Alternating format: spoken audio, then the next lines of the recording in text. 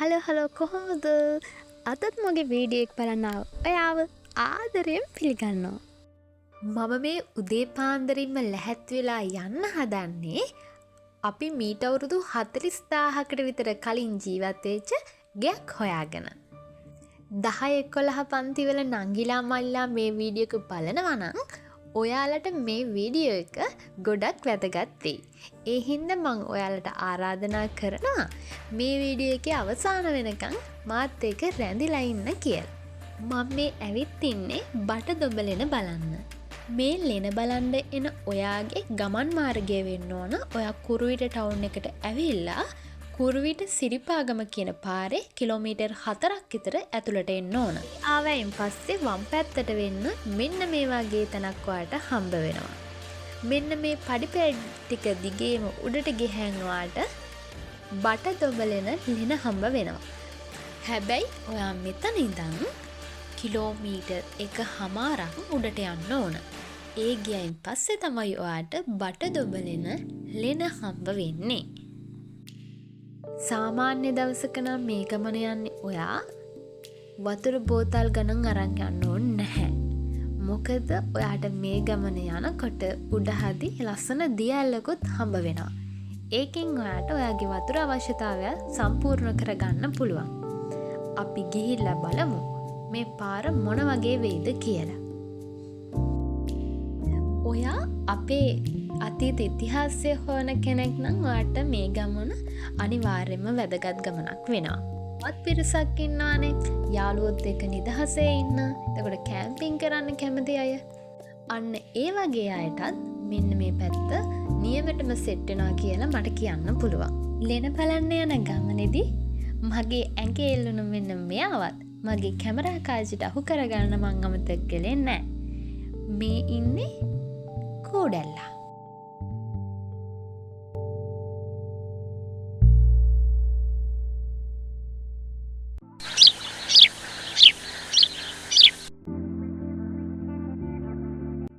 ලෙන හොයන්න යන ගමනේ මට හම්බ වෙච්ච ලස්සනම තැනක් තමයි මෙන්න මේ තැන.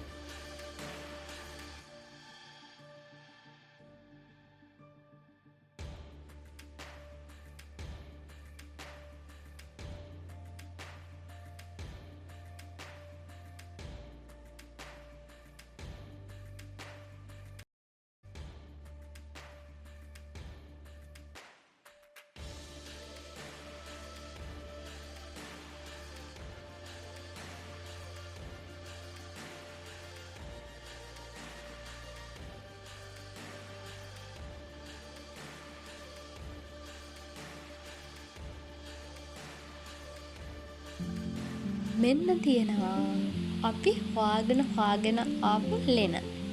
බලන්න කොච්චර ලස්සනද කියලා. ප්‍රාග් ඓතිහාසික මානවයා මේ වගේ තැනක් ඔවුන්ට ජීවත් වෙන්න හොයාගෙන තියෙන්නේ ඇයි? එතකොට මේ වගේ තැනකින් අපිට හම්බ වෙලා තියෙන සාක්ෂි මොනවද දැනට? එතකොට මේකේ පර්යේෂණ කළේ කවුද? මොන කාලෙද? මුලින්ම පර්යේෂණ ආරම්භ කළේ කවද්ද? මේ හැමදේම අපි වීඩියෝ එකකින් කතා කරමු.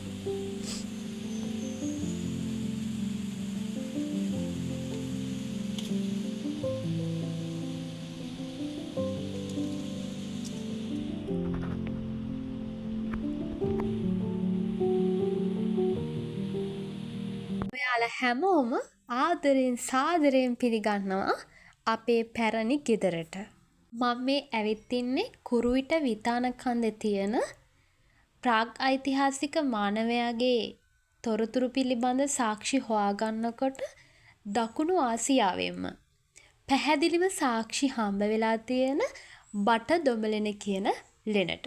එතකොට ලෝකයේම මේ මානවයෝ පිළිබඳ ගවේෂණය කරනකොට මේ බටදොඹලෙන කියන මෙතනට වැඩි අවධානයක් යොමු වෙනවා කියලා පුරාවිද්‍යාඥයෝ කියලා තියෙනවා.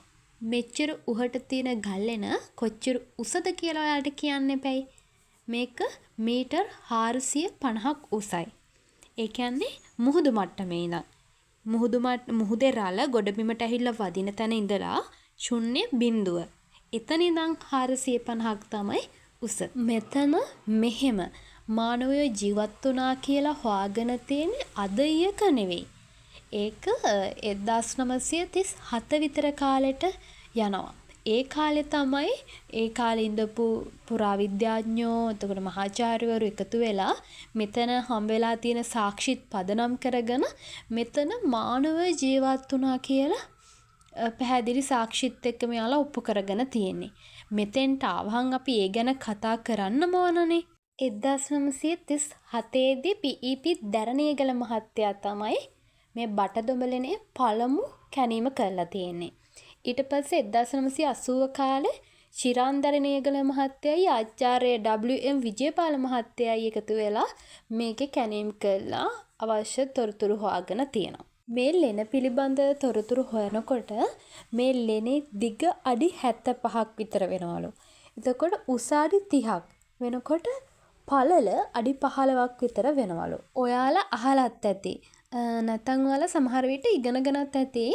මීට අවුරුදු 10000කට විතර කලින් ප්‍රාග් ඓතිහාසික යුගයේ ජීවත් වෙලා තියෙනවා විශේෂ මානව කොට්ටාශයක්. එන්නේ මානව කොට්ටාශය මෙතන ජීවත් වෙලා තියෙනවා කියලා සාක්ෂි හොයාගෙන තියෙනවා. එතකොට කවුද මේ මානව කොට්ටාශය? අහපු නැති කෙනෙක් නම් නැතුව ඇති. ඔයාලා දන්නවනේ බලංගොඩ මානවකයා කියන්නේ එන්න ඒ කොට්ටාශයට. එතකොට ඇයි අපිට බලංගොඩ මානවකයා විශේෂ වෙන්නේ?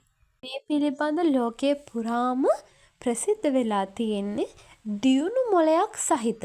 ලෝකයේ ජීවත් වෙච්ච මානව කොට්ටාශ අතරින් ලංකාවේ මුලින්ම හම්බ වෙච්ච මානවයා තමයි මේ බලංගොඩ මානවකයා කියලා කියන්නේ. ලෝකයේ උල්ලායුධ භාවිතා කරපු මුල්ම ජන කොට්ටාශ අතරට මොවුන් අයත් වෙනවා. කෙනෙක්ට ප්‍රශ්නයක් එන්න පුළුවන්. ඇයි මානවකයෝ මෙච්චර උහකින් තමන්ගේ වාසස්ථානය තෝරගෙන තියෙන්නේ ඇයි කියලා. ලංකාවේ මානවීන් පිළිබඳ හොයාගෙන යනකොට මානවීන් මුලින්ම ජීවත් වෙලා තියෙන්නේ මුහුදුබඩ කලාපයේ පැත්තට වෙන්න. එතකොට මුහුදුබඩ කලාපයේ හම්බ වෙන සාක්ෂිය අවුරුදු 1 ලක්ෂ ගණන් පරණයි. එතකොට මේ බටදොඹලෙන් හම්බ වෙන සාක්ෂියේ අවුරුදු 28000යි පරණ වෙන්නේ. එතකොට ක්‍රමෙන් මේ රට ඇතුළට ප්‍රවිෂ්ඨ වෙලා තියෙන්නේ ඒ අවශ්‍ය දේශගුණයට හැඩගැස්සෙමින් ඔවුන්ගේ වාසස්ථාන හොයාගෙන තියෙනවා. මේ ගල්ලෙන්න ගොඩක් උහකින් පිහිටලා තියෙන්නේ. මේ වගේ තැනක ඔවුන් ජීවත් වෙලා තියෙන්නේ දරුණු ගණේ සත්තු ඒ කාලේ ජීවත් වෙලා තියෙනවා. එයාලගෙන් ආරක්ෂා වෙන්නත් එක්ක තමයි මේ වගේ තැනක් ඔවුන්ගේ නිවස විදිහට ඔවුන් තෝරගෙන තියෙන්නේ. එතකොට කවුද මේ දරුණු ගණේ සත්තු? ඔයාලට ඇවිල්ලා බලන්නත් පුළුවන් නැත්නම් Google එකේ සර්ච් කරලා බලන්නත් පුළුවන්. ඔයා රත්නපුර කෞතුකාගාරයට ආවහම එතන ඉස්සරහම තියෙනවා පොකුණක්. එන්නේ පොකුණේ ඉන්නවා සත්තු වර්ග කිහිපයක් අඹලා. එන්නේ අඹපු සත්තු වර්ග සියරම මේ ආශ්‍රිතව ජීවත් වුණා කියලා තියෙනවා. මේ බටදොඹලෙන ලෙනාශ්‍රිතව කරපු කැණීම් වලින් මානවයන් ගැන සාක්ෂි කිහිපයක්ම හම්බ වෙලා තියෙනවා. ඒ තමයි මධ්‍ය ශිලා යුගයට අයත් මානවයන්ගේ ඇටසැකිලි මෙතන තිබිලා හොයාගෙන තියෙනවා. තව එකක් තමයි ශිලා මෙවලම්. එතකොට මොවුන් ආයුධ විදිහට පාවිච්චි කරපු දේවලුත් මෙතන තිබිලා හම්බ වෙලා තියෙනවා. තව දෙයක් තමයි මේ මානවයෝ තමන්ගේ ආහාර සඳහා පාවිච්චි කරපු සත්තුන්ගේ ඇටසැකිලිත් මෙන්න මෙතන තිබිලා හම්බ වෙලා තියෙනවා. තව දෙයක් තමයි 1980 සහ 84 කාල වකවානු අතර කරපු පර්යේෂණ වලින් මෝරුන්ගේ දත් පවා මෙතන තිබිලා හම්බ වෙලා තියෙනවා. මේ බලන්න මේක හොඳට ෂාප් වෙච්ච ශුද්ධ ශිලා මෙවලමක්. මේක කැපීම් වලට හැරීම් වලට මෙයාලා යොදා ගන්න ඇති. මේ ලෙන බලන්න එන ඔයාට කරන්න පුංචි ඉල්ලීමක් තියෙනවා. මේ ලෙන වටේ යනකොට මම දැක්ක දෙයක් තමයි මේක ඇතුලේ ටෙලිෆෝන් නම්බර් නම් මෙහෙම ලියලා ගිහින් තියෙනවා. ඔයා ඒ වගේ ජරා වැඩ කරන්න පුරුදු වෙන්න එපා. මොකද මේක අපේ අනාගතයටත් අපි පරිස්සම් කරගන්න. මේ ලෙන බලන්න යන ගමනේදී මාත් එක්ක මගේ මල්ලිස් සම්බන්ධ වුණා. අපි දෙන්නා ලෙන බල්ලා පල්ලෙහාට එනකොට ඉස්සෙල්ලා පෙන්නපු දොළ කඩਿੱත්ත ළඟ නතර වුණා. අපි දෙන්න නතර වුණේ බඩගින්න වැඩිකමට. මොකද අපිට කන්න දෙයක් තිබ්බේ නැහැ. හැබැයි අපේ අම්මා කිව්වා වැඩ කරන්න ණයට තේ දෙන්න සොසේජස් බන් 10ක් ගේන්න කියලා. අපි දෙන්න හැදුවේ ඒ සොසේජස් බන් 10 දෙකට බෙදාගෙන අපි දෙන්න කන්න. අපි දෙන්නට ගෙදර යන්නත් තරක් වෙන හින්දා අපි දෙන්න මේක ඉක්මනින් කන්න තීරණය කළා. මම අපේ මල්ලිගෙන් ඇහුවා එයා සොසේජස් බන් 5ක් කන්න සූදානම්ද කියලා. එයා කිව්වා එයා සූදානම් කියලා. එයාගේ සූදානමත් එක්කම අපි දෙන්න තරගෙට මේ සොසේජස් බන් 10 කන්න පටන් ගත්තා. අපි බලමු මේ සොසේජස් බන් 5 ඉක්මනටම කාලා ඉවර කරන්නේ කවුද කියලා. එතකොට තව ඉතුරු කරගන්නේ කවුද කියලා අපි බලමු. ඔයා දුර පැත්තක ඉඳන් එන කෙනෙක් නම් මේ ලෙන බලන්න ඔයාට මේක විතරක් බලලා ගිහිල්ලා මදිනේ. මං කියන්නම් ඔයාට තව යන්න ලස්සන තැන් ටිකක්. එතකොට ඔයාට ඔයාගේ ගමන ලස්සන කරගන්න පුළුවන්.